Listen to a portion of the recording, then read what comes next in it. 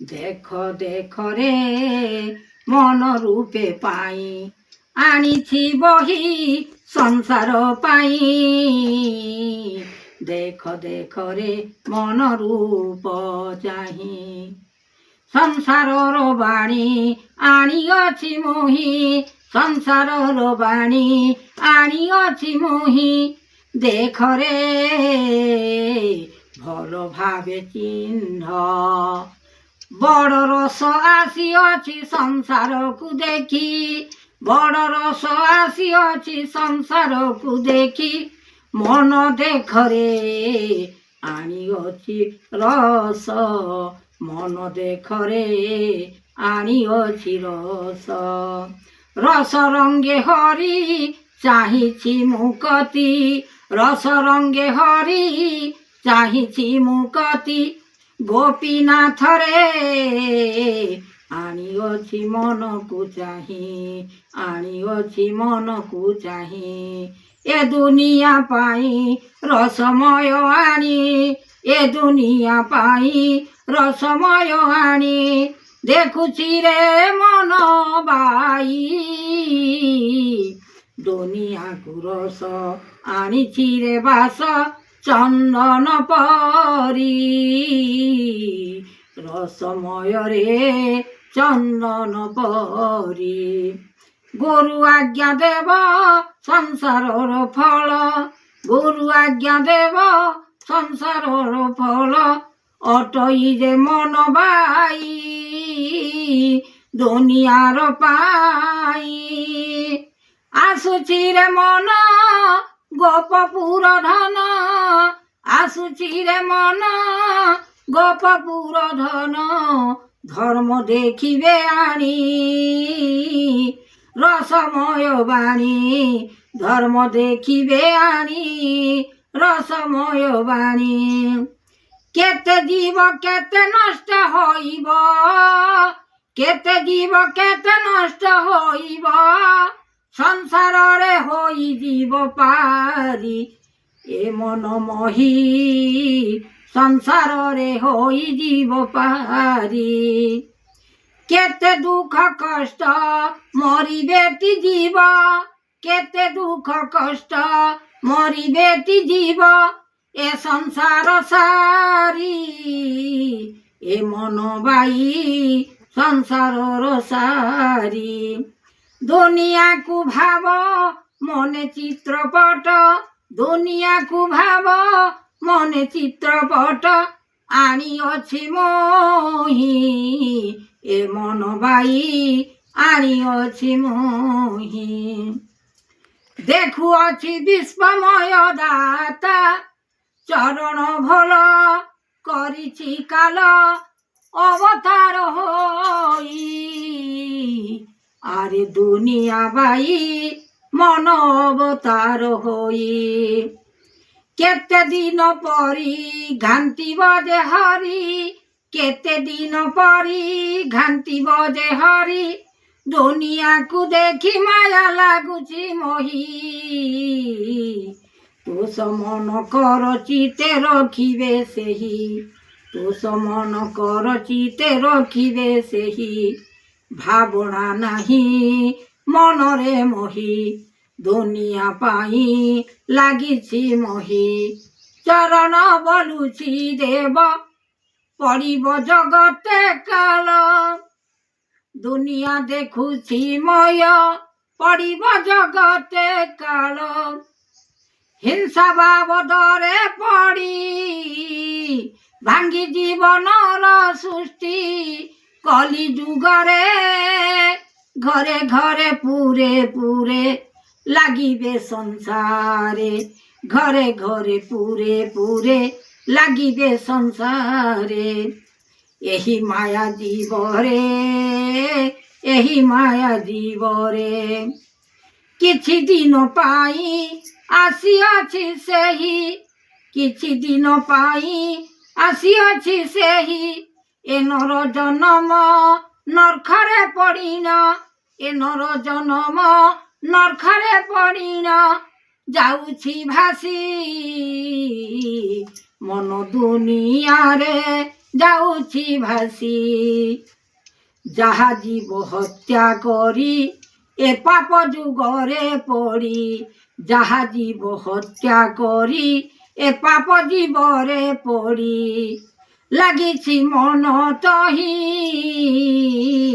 ଭାସି ଯିବ ଦିନେ ସେହି ନ ପଡ଼ି, ଭାସି ଯିବ ମନ ତହିଁ ନ ପଡ଼ି।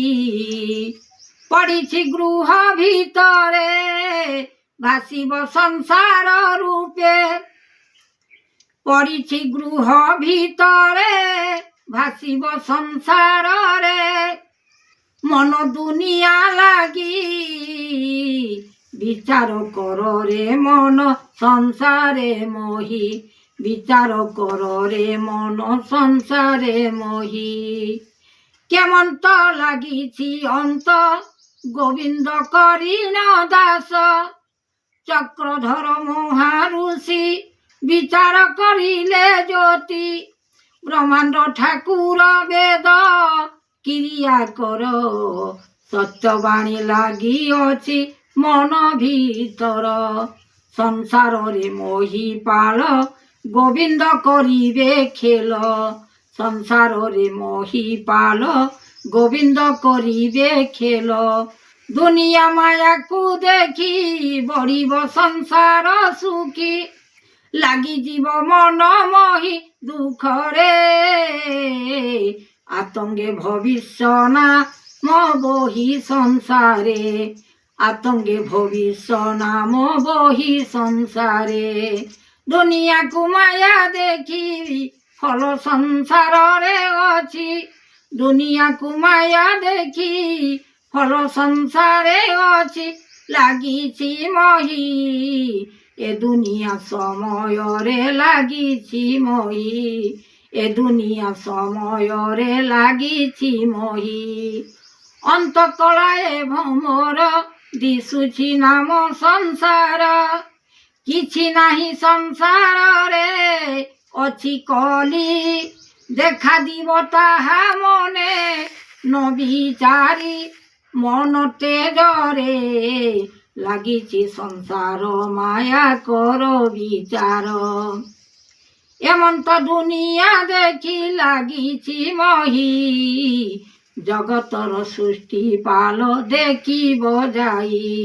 ଏହି ପାପ ଯୁଗ କର୍ମରେ ପଡ଼ି ମନୁଷ୍ୟ ଲଡ଼ବଡ଼ ହୋଇ, ଦୁଃଖ ଆତଙ୍କରେ ଲାଗିଛି ଲୟ। ଏହି ଦୁଃଖ ପଡ଼ିବ ସଂସାରରେ କାଲ, ପୃଥିବୀରେ ଯମଦୂତ ପଶିବେ ଘର ଘର। ଜ୍ଞାନ ରଖ ଆଦରଣ କରି, ଦୂର ହେବ ଯମ ସେହି।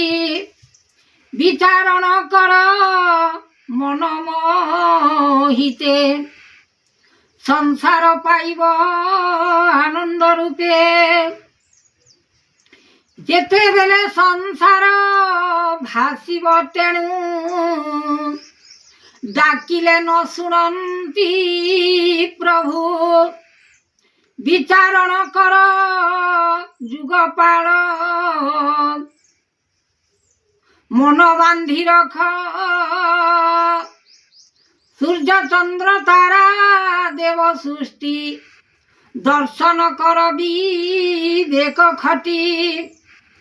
ଆତଙ୍ଗେ ଧ୍ୟାନ କର ଯୋଗବାଣୀ, ତେବେ ପାଇବ ନୃପମଣି। ଏ ଦିନ ନାଥ ଦୟା ଧର୍ମ ଚିତେ, ସଂସାର ଭାସିବ ସମସ୍ତେ। ବିଚାର କର ମିଶି ମିଳିଣ, ରାଗ ହିଂସା ଦୂର କର ଜାଣ। ଗ୍ରାମ ଗ୍ରାମ ଦେଶ ଦେଶ କର ଯୋଗପାଳ, ଅନ୍ତରେ ଲାଗିବେ ଦେବ। ଜଗତ ସୃଷ୍ଟି ମାୟା ଧ୍ୟାନ କର ଏକା,